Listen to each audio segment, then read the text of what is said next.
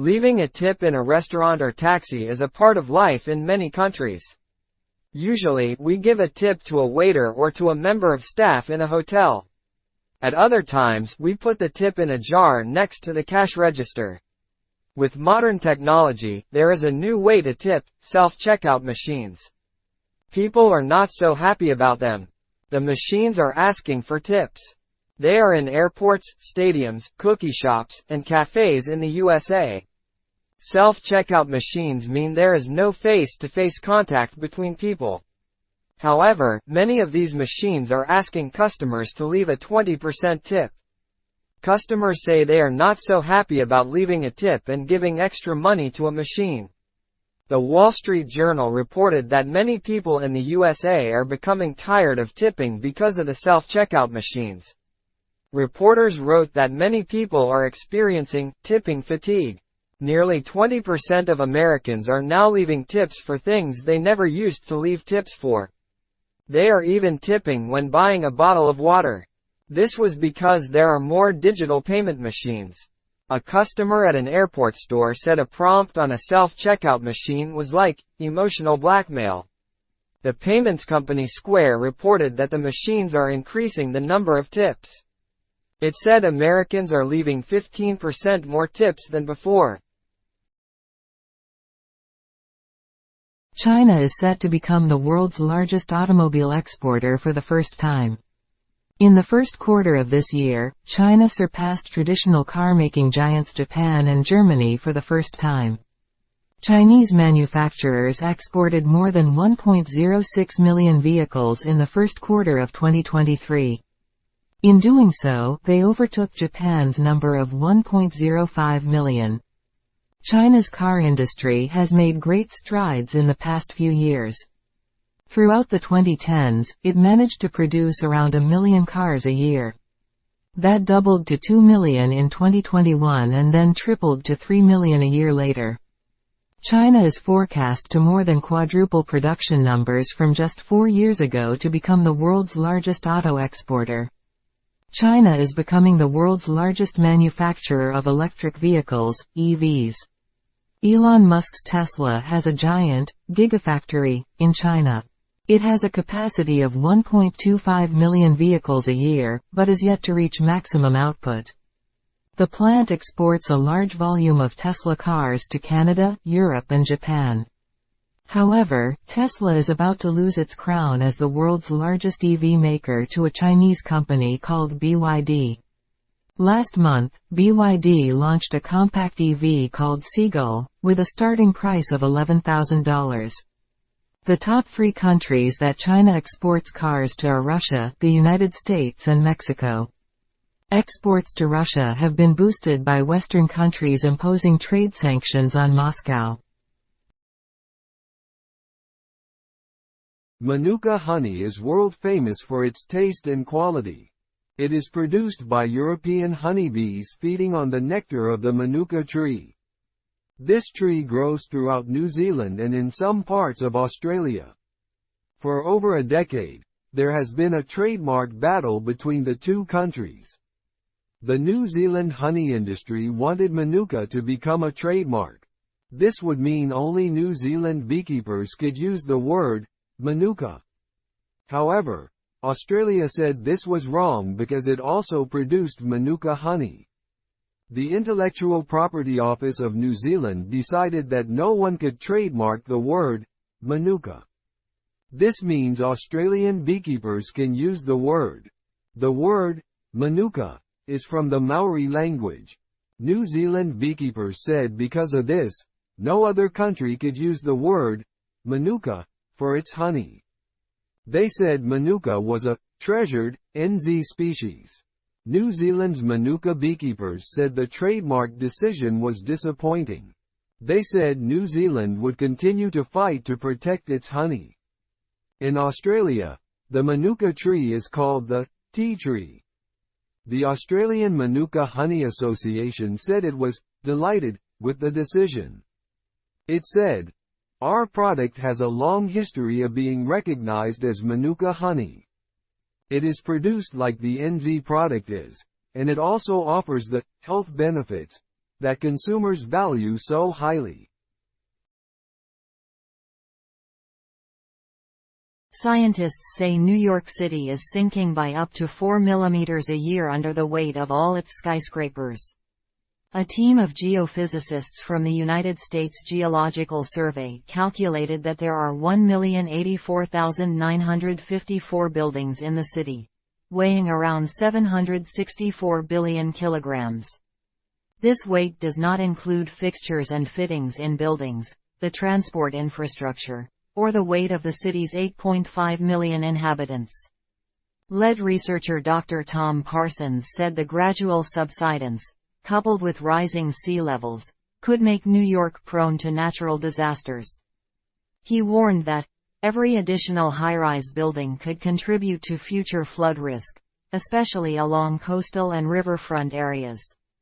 The researchers compared what is happening to New York to the problems Venice and Jakarta are having. Venice is experiencing more floods despite the construction of a $5.3 billion system of seawalls. Indonesia is building a new capital city from scratch because Jakarta is sinking. The United Nations has forecast that 70% of the world's population will inhabit cities by 2050.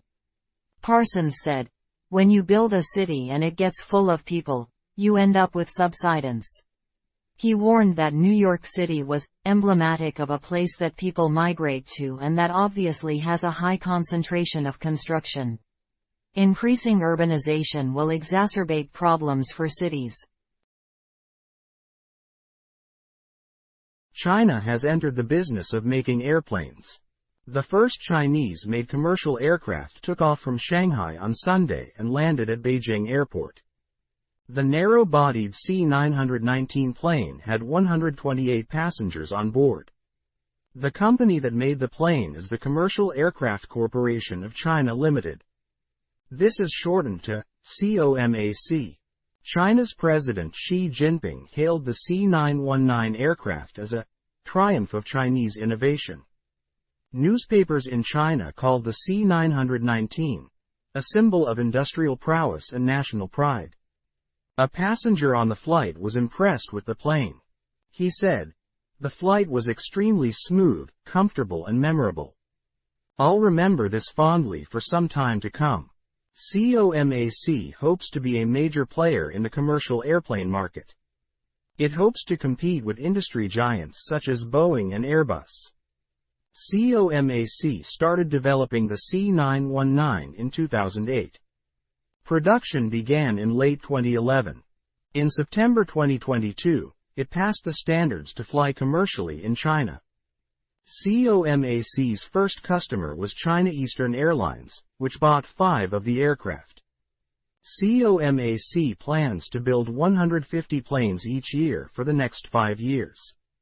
A spokesperson said there were orders for more than 1,000 C-919s from different Chinese airlines. He hopes airlines from other countries will soon start making orders. He added that the plane was an important milestone for China's aircraft industry.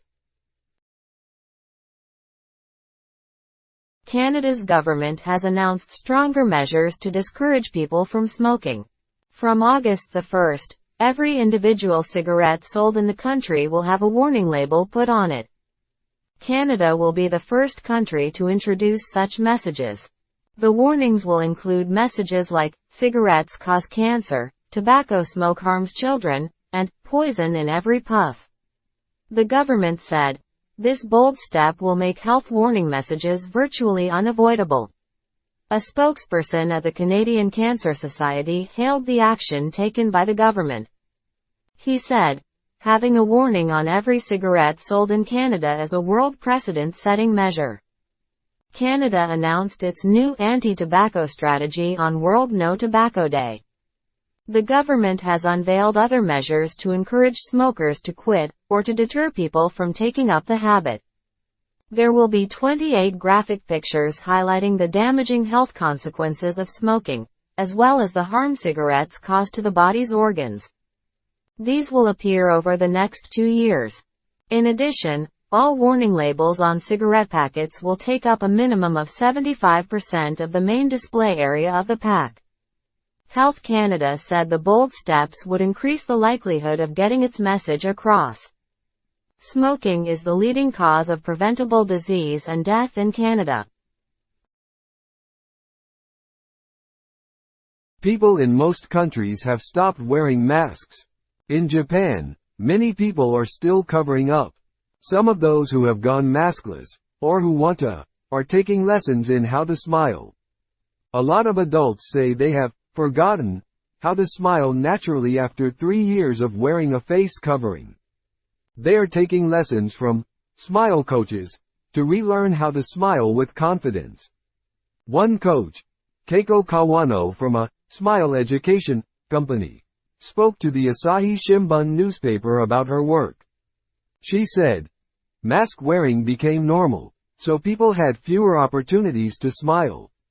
Many people developed a complex about smiling.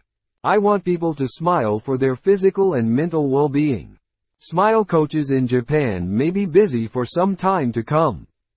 A recent survey by Libo Research found that 27.8% of company employees in their 20s to 50s would continue to wear masks. Just over 2/3 of people said they would wear a mask depending on the situation. Only 5.5% said they would go mask-free. Ms. Kawano is well known in Japan. She has coached more than 4,000 people in the art of smiling. She has also trained hundreds of smile specialists. She said, "Smiling makes a good impression on others and helps communication. It also has the effect of making yourself feel more positive." She added, "Moving and relaxing the facial muscles is the key to a good smile." An uplifting story has popped up in our news feeds. 4 children who were missing and feared dead after a plane crash a month ago have been found alive and well. The siblings, aged 13, 9, 4 and a 1-year-old baby, were on a plane that crashed in the Amazon jungle in Colombia on May 1. The children's mother, the pilot and co-pilot perished in the crash. Before the plane disappeared, the pilot issued a Mayday alert, citing engine failure. Moments later, it disappeared from radar screens. The children had been missing for 40 days when members of Colombia's military found them. A news agency said people from the Witoto indigenous group in the jungle aided the soldiers' search. Colombia's President Gustavo Petro said news of the children's discovery was a joy for the whole country, and a magical day. He added, "They were alone. They themselves accomplished an example of total survival which will remain in history. These children are today the children of peace and the children of Colombia." Colombia's Civil Aviation Authority issued a statement regarding how the children survived. It believes the siblings escaped the wreckage and trudged through the jungle in search of help. The children belong to the Witoto group. Their knowledge of what is edible in the jungle and their experience of the terrain probably gave them a better chance of survival. Mosquitoes seem to like some people more than others. Scientists from the Virginia Tech University in the USA believe the smell of our body could attract mosquitoes. This includes our natural body odor and smells from soaps and perfumes. Some of these smells could also help to reduce the number of bites we get in the summer. The researchers said mosquitoes seem to prefer soap with a flowery smell. The lead researcher said over 60% of the smells coming from our body come from soap rather than natural body odors. He said that changing the soap we use could change how attractive we are to mosquitoes. Soap with a neutral or no smell could make us less tasty to the creatures. The researchers tested the effects on mosquitoes of 4 popular brands of soap. They analyzed the smell of different people after they used each soap, and when they did not wash themselves. The researchers recreated the soapy and unwashed smells and put them in 2 different cups in a cage full of mosquitoes. The insects seemed to prefer the flowery smells from the soapy cups. Mosquitoes may be like humans because they are attracted by floral and fruity smells. One researcher gave some advice. He said, "I would choose a coconut-scented soap if I wanted to reduce mosquito attraction. Mosquitoes are the world's deadliest creatures. The diseases they carry kill about 725,000 people a year. Perhaps it's only geophysicists who are aware of the importance of underground reservoirs on maintaining Earth's balance. Geophysicist Qi Wein-Seo from Seoul National University has discovered that humans have extracted so much groundwater from under our feet that they have changed the tilt of Earth's axis. This shift has been significant enough to physically relocate the geographic North Pole. The mass of polar ice is drifting by 4.36 centimeters a year.